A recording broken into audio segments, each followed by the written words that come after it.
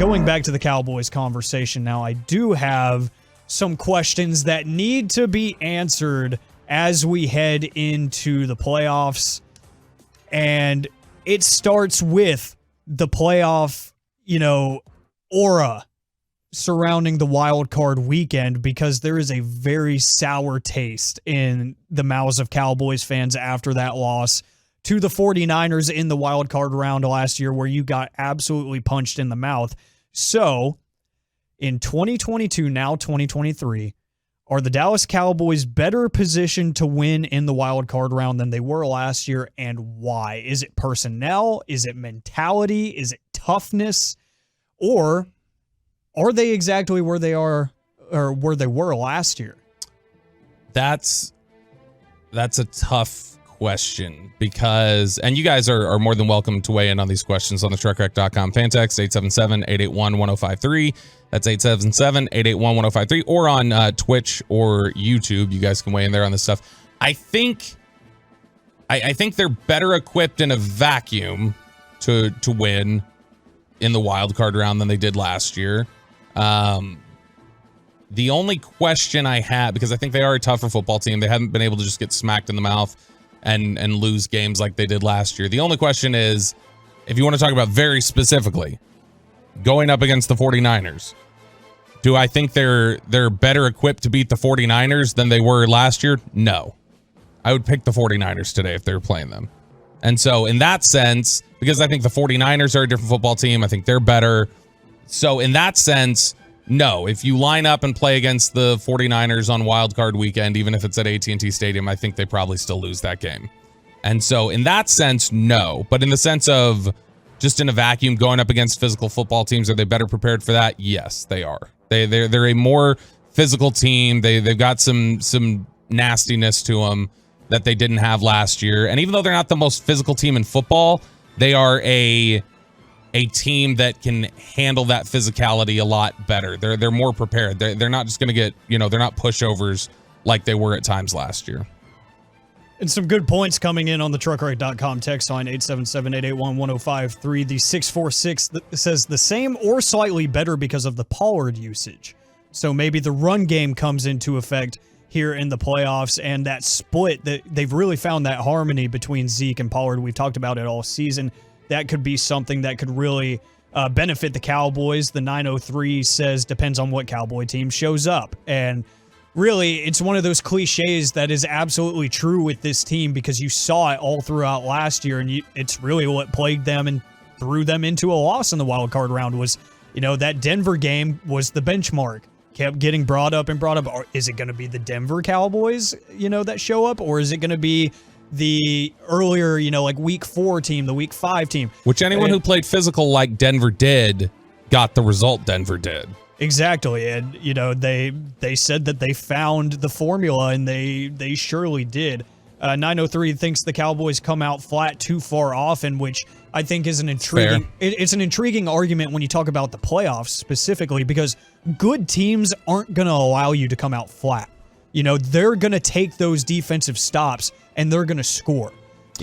Teams like the Eagles, they're going to score on a defensive stop more times than not. Teams like the 49ers, their defense is too good to allow you to come out flat, because they're going to turn that into a rhythm. They're going to turn that into a pattern. They're going to make it a trend to where you just won't score as often as you want. So I think that's a good point there. Yeah, and you've got a couple of people weighing in on the YouTube chat here. Joe Taylor, who is the self-proclaimed #1 Tolo, says, I think we'll be better because of experience and being on the road. I doubt we'll have 14 penalties again, trying to overcome 3rd and long all day versus an elite defense. You've got Jose Christian, who says, didn't the Cowboys cover the spread against the Titans, with a little thinking emoji, so thinking they played better than that. Joe Taylor also says, y'all realize we didn't lose 2 in a row all year. Kenneth Knott says, why is it that if any other team has a major injury or deficiency, that's their excuse? If the Cowboys have a deficiency, we gave to man up, or we told to man up and overcome. The goalpost gets moved all the time. Kenneth, that's a decent point. I think that's just the reality of any fan base. Like internally, any fan base tends to look at themselves and what they're missing and not what they have. And they don't tend to do the same when they look externally. Whenever, like if Philly plays Dallas, like when Philly played Dallas, it was all about, we don't have Jalen Hurts. And how are we going to be able to do that? And it wasn't looking at guys that Dallas may be missing. When Dallas went into Philadelphia, it was all about who the Cowboys were missing for themselves. That's how they felt. And so I think every team has a tendency to do that. If the Cowboys were to go up against the Eagles in the playoffs again, and let's say that Josh Sweat's not there, the Eagles are going to be, Eagles fans that week are going to be talking about, we don't have Josh Sweat. Lane Johnson's been banged up. We got this and that. Cowboys fans on the other side are going to be going, Leighton Vanders has been banged up. Is he ready to play? Is Jonathan Hankins ready to play? How are we going to stop the run game? It's just the way I think, Kenneth, that people tend to view the game as your flaws are more accentuated, and you tend to brush off whatever flaws they have. It's the nature of being a fan, I think.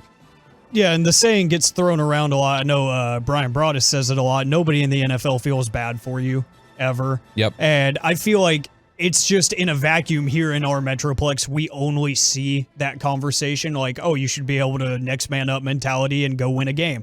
We only see that because that's the only thing we seek out. I do think that there are enough teams that deal with the same thing and do get that expectation as well. So maybe it's just the vacuum of our market. But you mentioned Dak Prescott there, and this is a question that the fan text is going to love. Dak Prescott turnovers will cost you a playoff game. Yes or no?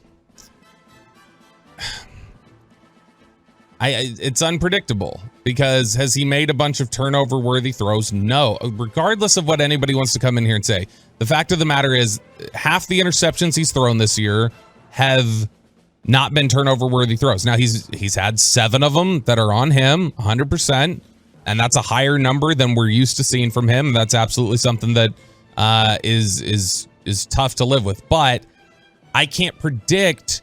It's completely unpredictable to wonder, is a ball going to bounce off Noah Brown's chest? Is a ball going to bounce off of Peyton Hendershot's chest? Is a ball going to get batted at the line to scrimmage, or is there going to be a collision and it happens to go in there? That's the stuff that's fluky that you can't project. You can't predict.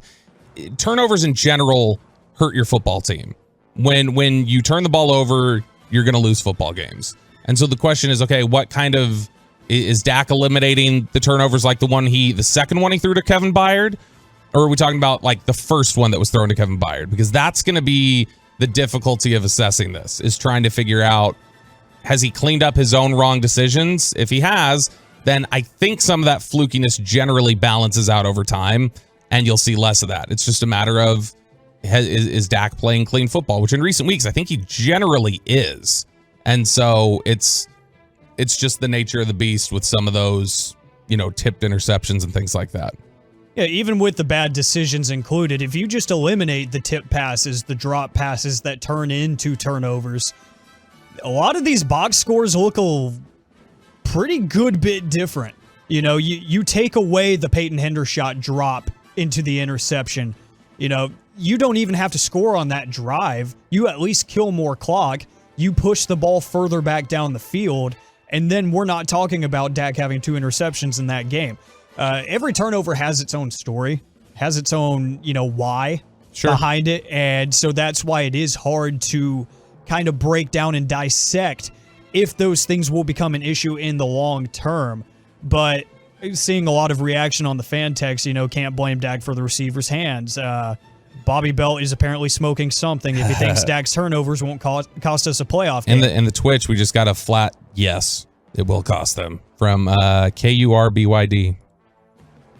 Let's see, 775, keep the Cowboys defense off the field as much as possible. I'm with Mark Waltz in the YouTube chat. We have to be unafraid to throw the ball downfield, put the defense on alert. That's what you got to do. This team, I've said it consistently recently, and it's 100% the case, I believe. This team will go as far as Dak and CD, their connection can take them. When they are on, teams have real trouble keeping up with Dallas. When there's struggles for CeeDee Lamb, or if Dak Prescott's turning the ball over, those sorts of things are happening, or Dak's not able to get the ball to CD, that's where you run into real issues with the Cowboys. But if that connection is clicking, they're an incredibly dangerous football team in January and February.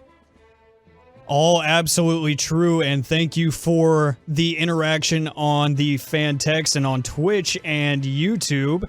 I just know that Dak Prescott is absolutely a trigger word around here nowadays when you especially pair them with interceptions.